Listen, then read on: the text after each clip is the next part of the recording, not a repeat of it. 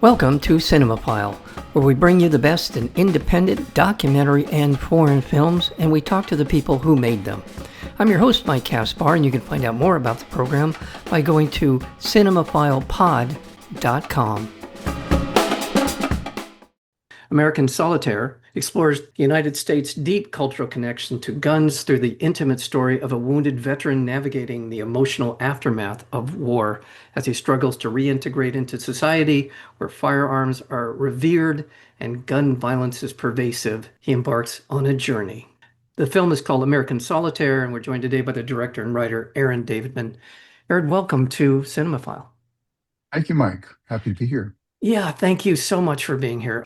Looking at your filmography, your interest in subjects, I think that it's fair to say that you are willing to take on subjects that are difficult.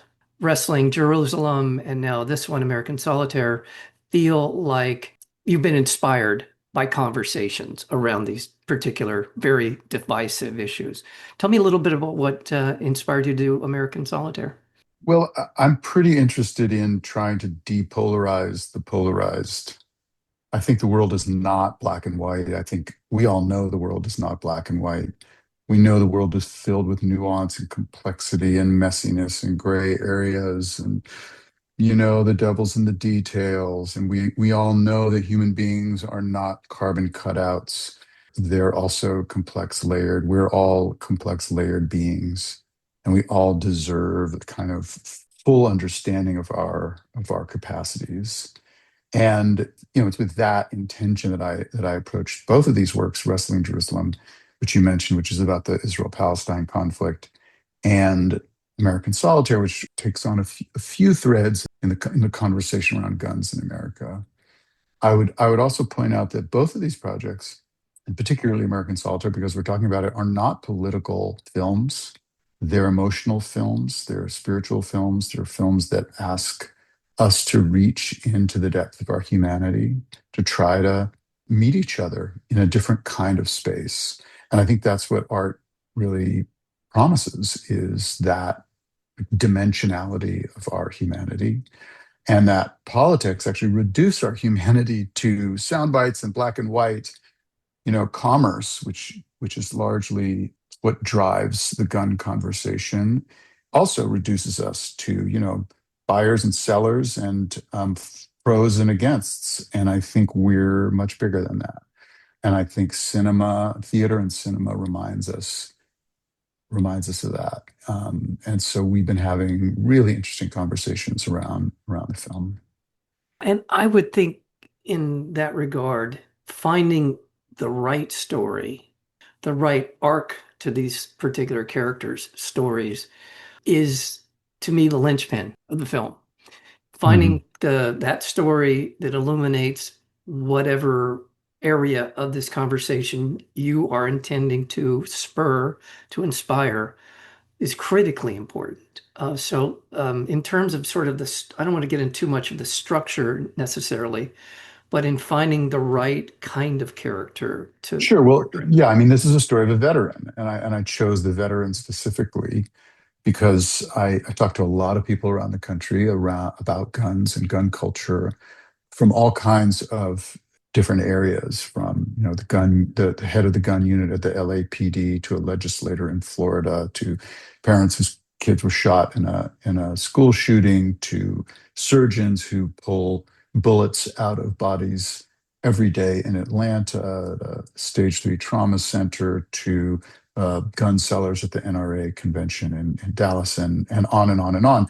It was the veteran who I sat with in Tennessee who really inspired me to consider that archetype. The American archetype of the veteran is a really beautiful um, kind of character type to explore on this journey, because they're the professionals.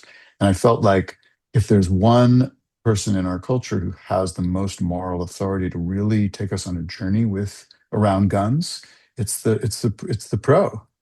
It's the guy who trains soldiers up into becoming expert marksmen. It's the guy who's used combat weapons in downrange, as they call it. And it's the guy who comes home and the guy and the women who come home with the battle still raging inside them. And so the effects of what these weapons do, not just externally, but internally to those who use them, is a really important piece of the story that we don't get to hear often enough. So all those components together really lend themselves to, I think, what you're inferring, which is that the character of Slinger holds this very delicately nuanced balance around all these issues, which then are not really politicized at all. It's about his spiritual journey. Yeah. And you exactly. I do want to come back to that part of the film, that the spiritual part.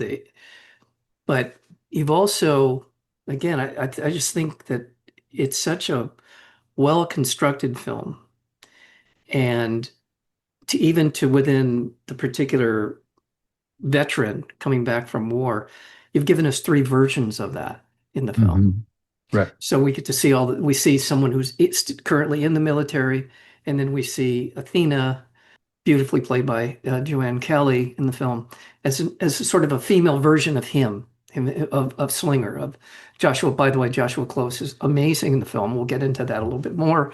But I just thought there is that part of it. You've given us three versions of what I think Mhm. is the one with the most I would call moral perspective on guns. Mhm. Mhm. For sure. Yeah, I mean, Athena's further along on her healing journey. Augie, who's played by Gilbert O'War, Yes. is farther behind. Slinger's, somewhere in the middle, and they're all on a different trajectory. That's their own, and they all have a different relationship to the violence that was trained into them, and what they're supposed to do about that when they come back to civilian life. And they all have different relationship to firearms as well, and they all have different relationships to family and and to finding their finding their footing in the world again. We'll get into the story as we were talking about. Slinger has come back home. He has been through a lot, physically diminished and also psychologically. But I will say, in one regard, morally further along in terms of the understanding of what has happened to him and the impact it's having on his life. Even if he isn't able to articulate it, he feels like the most I say most, but he's on a quest, whether he knows it or not, to find moral clarity in his life, Mhm. whether I he think knows that's it or right. not, out in terms of. But where Hmm. he's going with these different people is in some way, it feels, and correct me if I'm wrong, but it feels like they're giving him another window into that part of his journey. Well, I mean, in a way, you're talking also just about the way the strength of the cinematic form, if Yeah. you get it right, which is that you show, you don't tell. And so I think what you're responding to in the film is this sort of restrained storytelling where the character of Slinger is just packed in with feeling and confusion and yearning to get to the other side of something that he can't quite see how to do it. And I think we go along the journey with him because we're rooting for him to find it, to find the way. He's not necessarily the most articulate. He doesn't know necessarily how to get there, but we watch him explore and experiment and try to find his way. Some moments are more successful than others. Just want to quickly remind our audience we're speaking with Aaron Davidman, and he is the director and writer, as well as, I believe, producer, one of the producers of this film, American Solitaire. And this is a quiet film in a lot of ways. Quiet. We are allowed to kind of spend time with these people.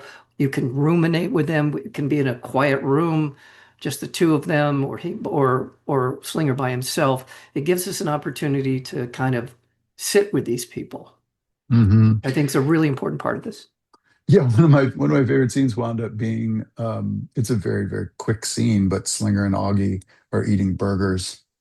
They're just having burgers and a Yeah, beer, and they don't say anything, yeah, but you can feel them connecting with each other and not connecting what's going on in the rest of this bar, which is people having a great time and some cheering and a glass breaks off camera and stuff, and they're just they're in each other's sphere, but they're not quite part of this other bigger thing that's Yeah. going on. And we've heard from veterans how true that rings, that sometimes you just need to be around another veteran in order to remind yourself that somebody understands you.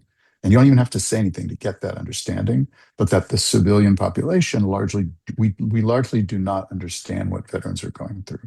This is one of the kind of byproducts of this film, is that we've heard from veterans who tell us, thank you for telling that quiet part of our story. That many films are, much broader in their emotional scope, and are, or I should say, broader in their kind of character portrayals. They're the big characters with lots of emotion, and there's a lot of action in a lot of those films.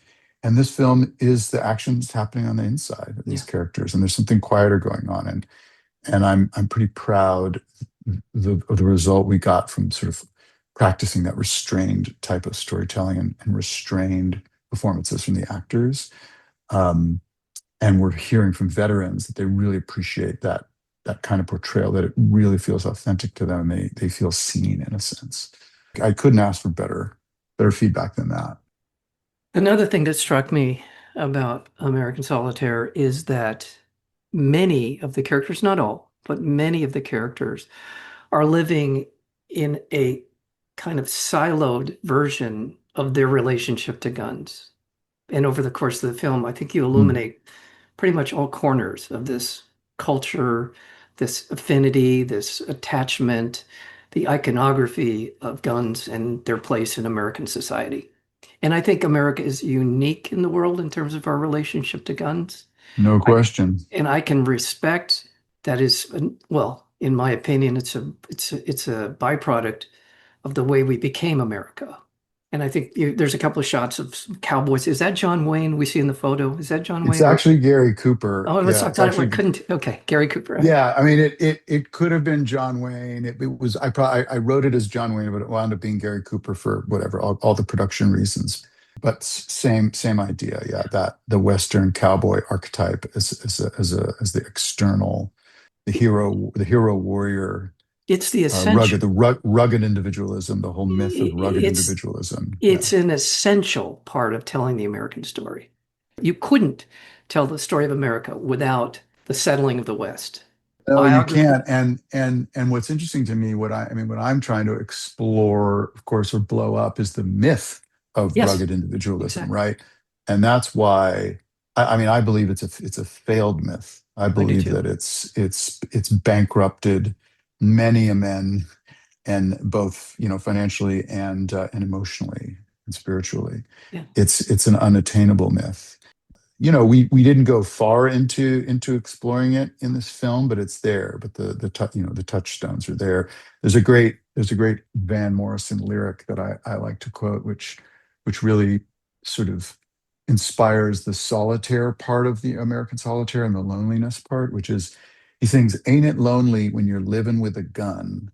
You can't slow down, and you can't turn around, and you can't trust anyone." And I kind of love that as a way to sort of say that it's a really lonely place when that's all you've got.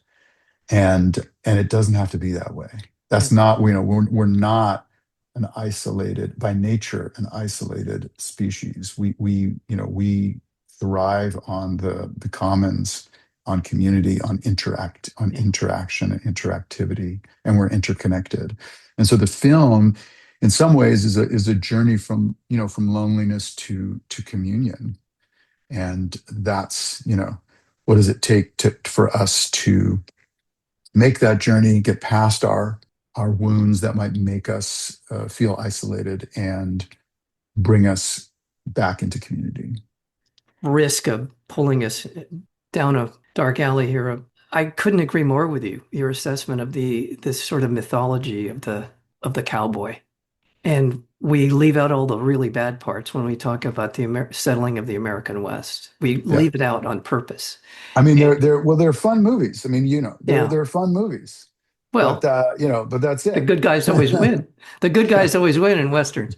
So, Indeed. but this is it. The heart of the film is guns, our relationship with guns. I've never owned a gun. I think I've shot skeet shooting once or twice. I mean, in terms of, but I understand the power of having literally, the hammer of Thor in your hand Mm. and the ability to essentially, if you choose to, over life and death. And I just don't think most of us are equipped to be able to understand what all that means. And I think by Well, virtue of that, in my opinion, is something that is terribly wrong about our relationship to guns. right. I think you're talking about the consequences. What are the consequences? And film and television often just exploit the drama of the action itself, Yeah, and we don't get to live with the consequences. And what I realized recent, more, after the film was finished, is that my film is really about the consequences yeah, of guns and firearms and and gun culture and gun violence. Who lives with those consequences? So many people live with those consequences. Those consequences of gun violence in this country are staggering, and not just the consequences of injury and death, but also cost. The cost our culture, the cost our medical system, our mental health care system, such as it is. It's the cost on families suffering, grieving, tending, caregivers for people who've been injured. I mean, it's a that is a dark alley that you could go far down. yeah, But luckily, the film doesn't really go far down that alley because Slinger finds his way out yeah. and up, and the film takes us to some place. I mean, I hope you would agree, very positive and empowering and upbeat. Yeah, and I think that's a byproduct of his life. He's open to the life that he is living post his time in the military. His eyes have been opened through the eyes of his children or people who he loves and cares about. Again, there are a lot of different characters and scenarios that we see in the film, his relationship to his father, kind of the flashbacks, the way in which you put us in another place with some of those, him cleaning his gun or reassembling his gun. Those are and other people who we find in this kind of dream mode in the film, this kind of other place, all put us in this position to ask ourselves. And that, again, I felt like when I was watching the film, how you are putting in front of us scenarios that force us to come to some kind of a reckoning with it. Hmm.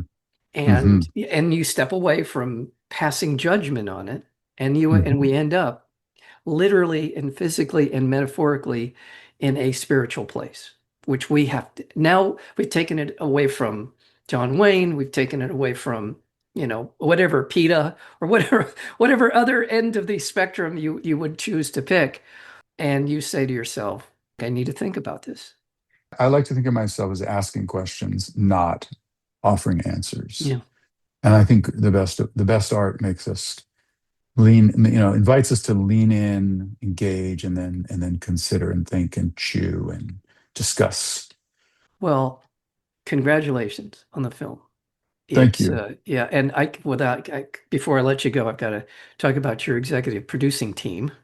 Sure, Some please serious do. people have gotten behind this project, Yeah, and I think that's got to be particularly heartening for you. And because before we do that, Josh Close is fantastic in the film. He embodies all of the spectrum of things that you and I have been talking about. Never felt forced, never felt like he was overreaching. I always felt like he was who he was that's presented to right. us as. Very lived. He's an actor who really lives in the character. Hmm. He does. So let's talk about Lisa Bruce, David Oyelowo, and also Maris Meyerson and Dan Cohn, all-star line of producing partners in this. Congratulations on that. Yeah, thank you. David and Lisa have been great champions and supporters from behind the scenes, much as their busy schedules allow. They've been great supporters of the project. Yeah, and Dan and Maris also couldn't have made it without either of them, both of them. This is your second film directing, right? Do I have that right? I did not direct Wrestling Oh, I thought you Jerusalem. did. This Sorry. is, yeah, I'm the writer and the performer. That was based on my stage play. Michael Garces directed the stage production, and Dylan Kussman, who is a producer on American Solitaire and plays the Reverend Clay, Dylan Kussman directed the film of Wrestling Jerusalem. It was actually his idea. So this is my cinematic directorial debut, American Solitaire. I mean, I spent a life in the theater, directed stage plays for much of my career. So I certainly have my tool belt ready for directing, but cinema was definitely needed to add a few specific tools to that tool belt, and it was a delight. Well, I can only imagine the conversations that take place at Q&As, and for people who see this in a theater, walking out of the theater, this will spark some, I think, heartfelt and I hesitate to use the word important, but certainly consequential conversations about Meaningful, maybe. I like the word meaningful, meaningful. meaningful Hopefully. conversation. Thank you so much. Again, we've been speaking with Aaron Davidman. He is the director and writer of this fantastic film called American Solitaire. Thank you, Mike. You're very welcome. Thank you very much. You have been listening to Cinemaphile with Mike Kaspar, the place where you will hear from the best in independent documentary and foreign filmmakers. Please check out our previous interviews as well as upcoming interviews and special programming by going to cinemaphilepod.com. We are also available on Apple Podcasts, Spotify, and YouTube, searchable under Cinemaphile with Mike Kaspar. Until next time, thank you for listening.